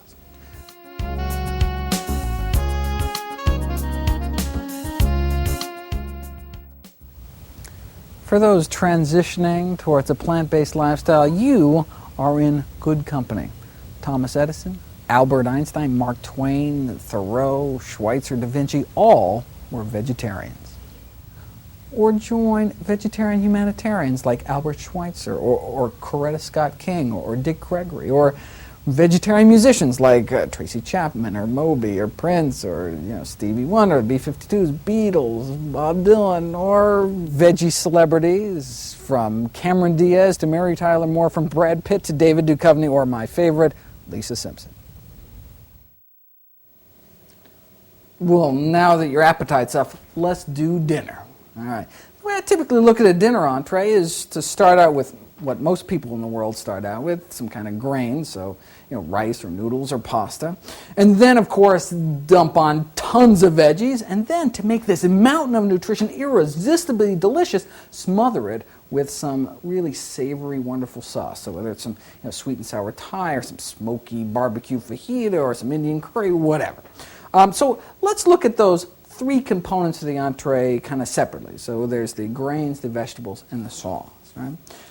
Let's start with your basic brown rice. If your only experience with brown rice has been this unappetizing, sticky mass, you're in for a treat. First, you got to cook it right, and you got to use the right rice. So if you use long grain brown rice and you cook it correctly, it is much fluffier. So, one of the few kitchen gizmos I actually did invest in was a rice cooker. Basically, you put in water, put in rice, press a button, and it automatically shuts off when it's done, so you don't have to worry about cooking it or burning it or watching it. So if you find yourself cooking rice a lot, you may want to look into that. But if you don't have a rice cooker, there's basically three ways you can cook rice. You can boil it, you can microwave it, or you can even bake it. Okay? The most common method is boiling. You boil 2 cups of water in a nice sturdy pot with a tight-fitting lid. Pour in a cup of rice, put the cover back on and let it boil again, and then turn it down to low and let it simmer for about 45 minutes. It may be really tempting to kind of peek at the end just to see if the rice is done, but then you let that precious steam escape, which is actually what's cooking the rice. So, and then you'll get sticky rice. So better not to touch it, better not to stir it, just let it go for that 45 minutes. You can also microwave rice by combining basically 1 part rice, 2 parts water in a nice oven, microwave-safe casserole dish with a lid, and then basically microwave it on high for like 5 minutes, and then on medium for like 45 should do it. But the way they teach you to cook rice in culinary school is actually to bake it. Right? So you preheat your oven to 350 degrees, right? Then you place your cup of rice in an oven-proof casserole dish with a nice tight-fitting lid. Add 2 cups of boiling water on top of it, put the lid on, put it in that preheated stove for an hour, and then foolproof rice every single time. And try cooking other grains too, like barley or funky grains like amaranth, the staple of the Aztec Empire, or quinoa, staple of the Inca Empire. You should be able to find these in bulk in your natural food store. Quinoa is actually my favorite grain. Compared to other whole grains, it's got more protein, more zinc, about twice the calcium, 4 times the iron, and it's cute. It cooks up in these little balls, which have this really interesting texture. Basically, you cook it the same way you cook rice. It actually cooks quicker because it's smaller. So basically, it's 1.5 cups of water to 1 cup of quinoa rather than 2 to 1 for rice. And then you cook it for about half the time. So if you want to boil it, again, you boil your 1.5 cups of water, add your cup of quinoa, let it come up to a boil again, then put it down to low and let it simmer for maybe 25 minutes. Again, you can use the microwave method for half the time, or you can bake it for an hour. The only unique thing about quinoa is you actually have to rinse it before you cook it.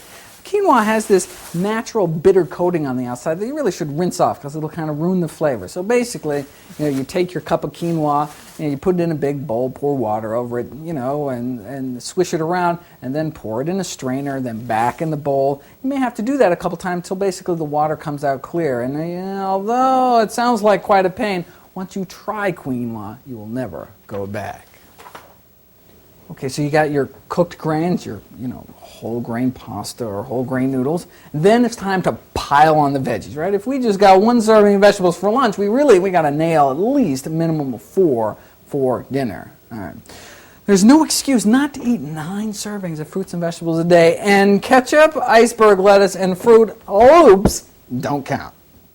But beans do. According to the National Cancer Institute, a half a cup of beans is equivalent to a serving of vegetables. Beans are one of nature's most perfect foods, right? It's got all the nutrients, the whole plant, right? That's what the whole plant comes out of, right? And so, they're amazing. High protein, high fiber, low fat, just packed with nutrition. Now, boiling beans from scratch can be kind of a pain, so I typically just use canned beans, but lentils are the quick cooking exception. Lentils come in a variety of colors and sizes. these disc-shaped beans, no need to pre-soak or anything. All you do, you take them and you, boil them. Take a cup of these lentils, boil them with 3 cups of water for about a half an hour until they're soft, and then they're done. Just like, with any dish, you can make it more nutritious by adding greens. Any dish can be made more nutritious by adding beans into the dish. Can't get cheaper than beans for healthy food. If price is an obstacle for you to get your 9 servings of fruits and vegetables in every day, there's a couple things you can do. First of all, for example, check out Asian markets. Right? You can often get dark green leafies for less than $1 a pound, and a pound is like 6 servings right there. Right? Or certainly frozen veggies can be convenient and cheaper as well. Just as nutritious as fresh. Shop in season. You go to a farmer's market as a family outing. And it can be helpful, I think, money-wise, to have some perspective. I know I can walk in and say, kale, $2 a pound, broccoli, $2 a pound. But, potato chips are like $4 a pound and have 150 grams of fat in it, right?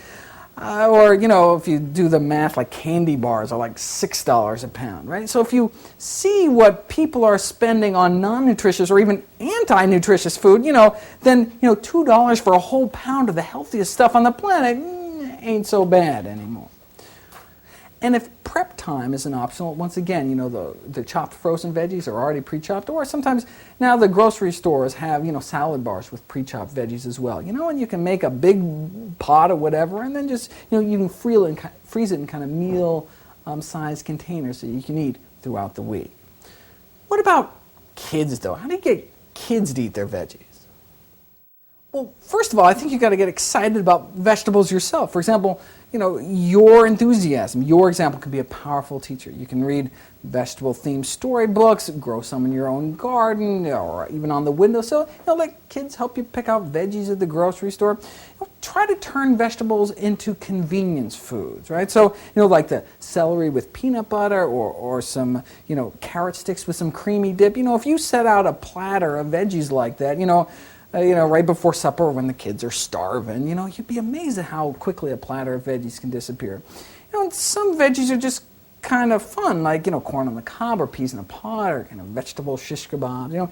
You can, cut up pieces of vegetables into colorful shapes and make edible art. I don't know. Or, there's always the sneak technique, some spinach or pureed vegetables into a spaghetti sauce, for example, or you can grate some carrots into muffins, that kind of thing, or make green mashed potatoes, right, with some fresh or frozen spinach. I mean, what isn't good with mashed potatoes? Let's spend a moment on greens. I'm just in awe of greens. We should eat them every day. First of all, proper storage. So, when you buy fresh greens, they're literally actually still alive, so they need moisture and air. So, if you tie them up in a plastic bag, they'll rot, and if you just throw them in your fridge, then they'll wilt. And so, ideally, what you want to do is you want to take fresh green leafies and put them in a partially opened or perforated plastic bag with like a damp cloth or a damp piece of paper towel in there to kind of help them. But even if you do that, they'll still only last for a few days. That's why I prefer to use frozen veggies most of the time. Now, some greens can be gritty when you buy them because they're grown in a sandy soil, and so I think the easiest way to clean greens is to just dunk them. You take your spinach or whatever and just dunk them in a big bowl of water, in a sink full of water, and the sediment will drop to the bottom and the greens will float to the top. Now, the tender greens like spinach, watercress, arugula really can just be added at the end of any dish. They just kind of cook instantly and melt into any dish. I like making pesto with them. You can take a bunch of any greens with some basil and one of those packages of silken tofu and some garlic and maybe some toasted walnuts, and you can get this rich, creamy pesto. I mean, think what that would do. I mean, you got your greens, your nuts, and your beans all in one sauce, right? Add that to some, whole grain pasta, put some veggies on top, and you have got quite a dish. For less tender greens like broccoli is kind of an honorary dark leafy green because it's just so nutritious. You can just steam it again. You use the microwave technique or whatever. But for the tougher, more bitter greens like kale and collard greens, I think need some special help. Now if the bitterness of the greens doesn't bother you, then you can just steam it or microwave it or do whatever you want. But if you just don't like the taste, there are a few food preparation methods you can use to kind of get rid of that bitter taste. The secret is to cook it in some liquid to draw out the bitterness. So take like an inch of water or broth or wine or whatever, bring it to a simmer, and then take your greens. This is actually my favorite green. This is called black kale or lacinated kale or dinosaur kale. Absolutely fantastic. You can take this. I just kind of cut off the first inch or two, which is just a little tough, but then just cut the rest, stems and all, into nice bite-sized pieces, right? Or you can take collard greens. You know, to get the stems out of collard greens, you can just kind of do a V cut to kind of to get the stems out. And then you can actually just roll up your greens and kind of slice them into strips.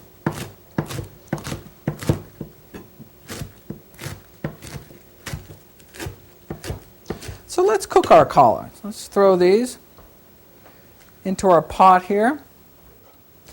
Now, if you notice, they're already starting to turn a brighter green. Basically, what you're looking for is a brilliant emerald green color and a sweet flavor. What happens to the color is it starts out, kind of your pale green, and then gets really brilliant green, and then if you cook it for too long, kind of gets dull and loses its color.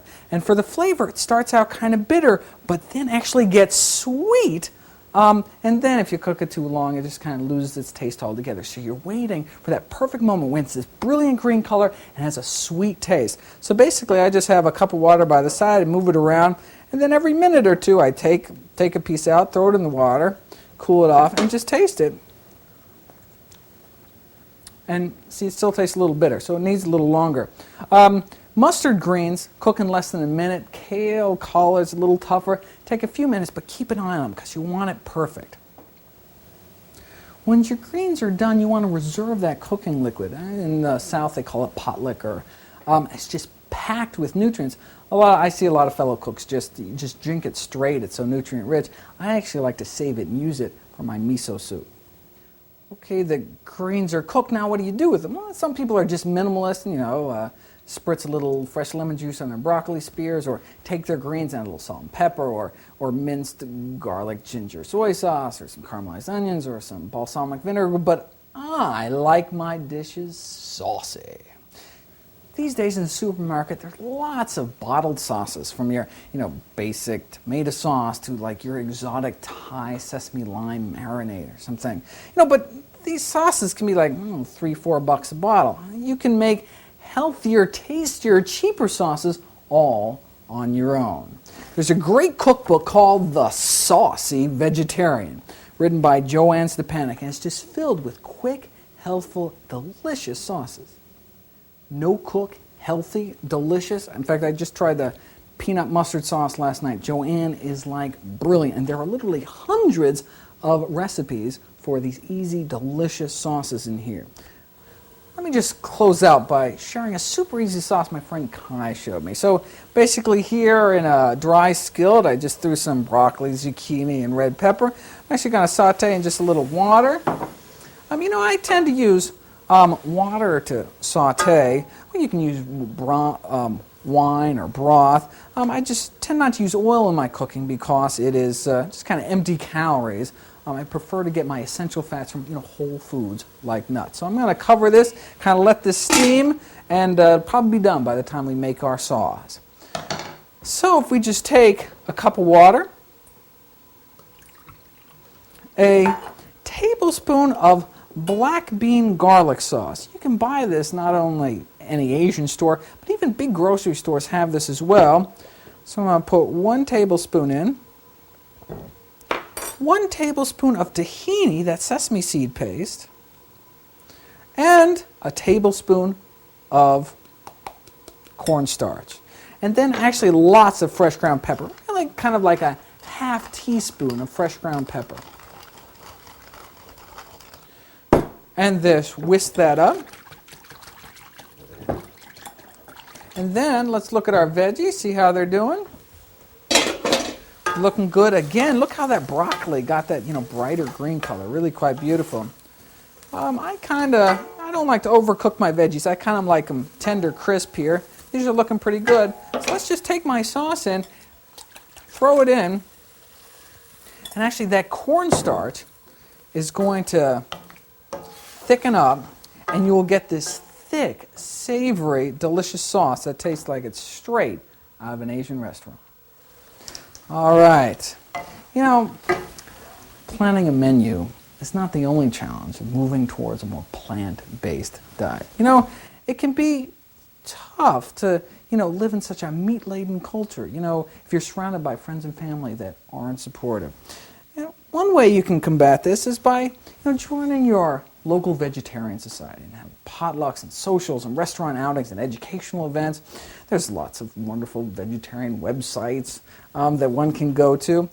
If you're looking for some good books, my favorite book on this topic in terms of dealing with friends, families, holidays, is a book called Living Among Meat Eaters by Carol Adams. Just a phenomenal book. And finally, in conclusion, I just want to say a few words about the self-pressure I see people put themselves under.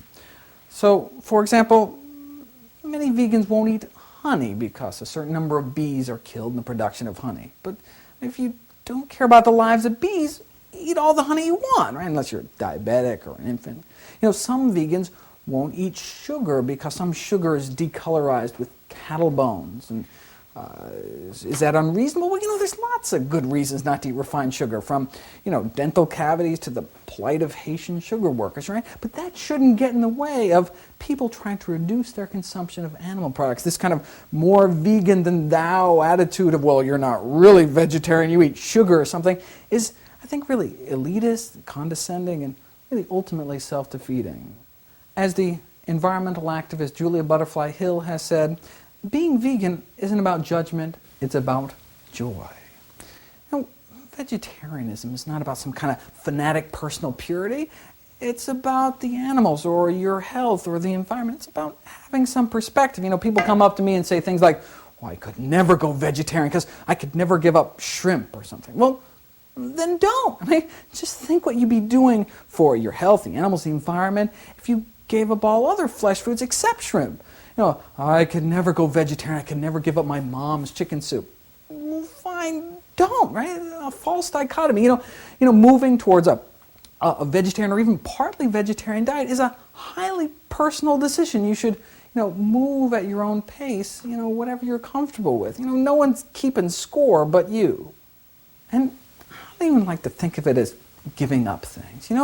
For me, vegetarianism isn't about scarcity. It's about abundance, not about constriction, but about liberation. It's not about what we're against, but what we're for, and not for some kind of far-off time, but for right now. For me, going vegetarian is less about becoming something, and more about being true to ourselves. I just want to end with one of my favorite quotes by Joanne Stepanek, actually, who said, quote, "Veganism is not passive self-denial. On the contrary, it instills active and vibrant responsibility for initiating positive social change by presenting a constant challenge to consistently seek out the highest ideal." Thank you for listening, and cheers to your health.